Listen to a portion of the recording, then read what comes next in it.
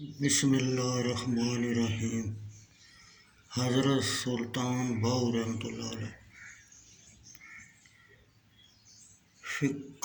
فقر عقیدے وہی ہے جو پیغمبروں علیہ السلام کی میراث ہے۔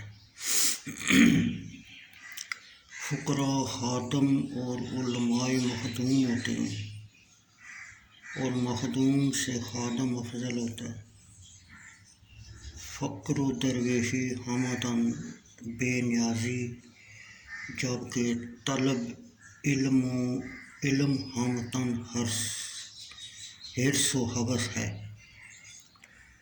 علم حقیقی وہی ہے جو معرفت الہی کا ذریعہ ہو اور حیوانیت کے دائرے سے نکل کر انسانیت کے درجے میں پہنچے، اور اس کا دل زندہ اور نفس مردہ ہو جائے۔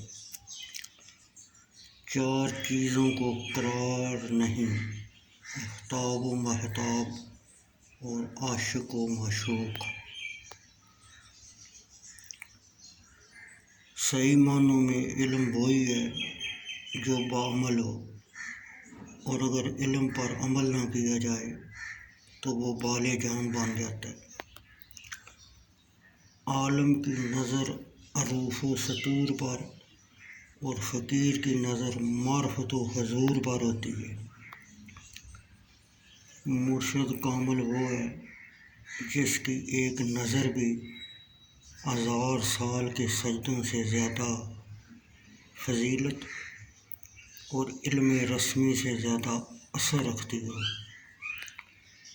جو شخص اسم اللہ تعالیٰ سے منع کرتا ہے وہ یا تو کافر ہے، یا منافق، اور یا حاسد و متکبر۔ علم 3 حروف سے مربوط ہے۔ نمبر 1، طلب علم و عرفان۔ نمبر 2، لا الہ الا اللہ۔ نمبر 3، محبت الہی اور تقلید رسالت مآب صلی اللہ علیہ وسلم۔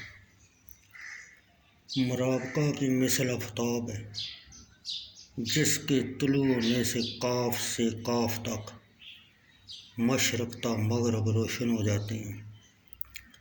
مراقبہ کی 7 اقسام ہیں: مراقبہ جہل، مراقبہ اہل بدعت، مراقبہ ذکر، مراقبہ اہل فکر، مراقبہ کمال با کمال عارفیت، مراقبہ کمال، مراقبہ لازوال۔ علم ایک ایسا روشن راستہ ہے جو کہ وسیلہ مرشد ہے۔ نفس 4 چیزوں سے لاک ہوتا ہے: خاموشی کا خنجر، بھوک کی تلوار، لوگوں کے مجمع سے لگ تھلگ اور تنہا رہنا، 4 کم سونا۔ صوفی کی طرح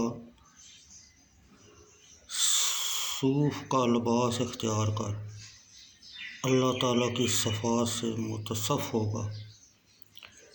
فقیری مانتے موج دریا اللہ تعالیٰ کی رحمت اور مہربانی ہے۔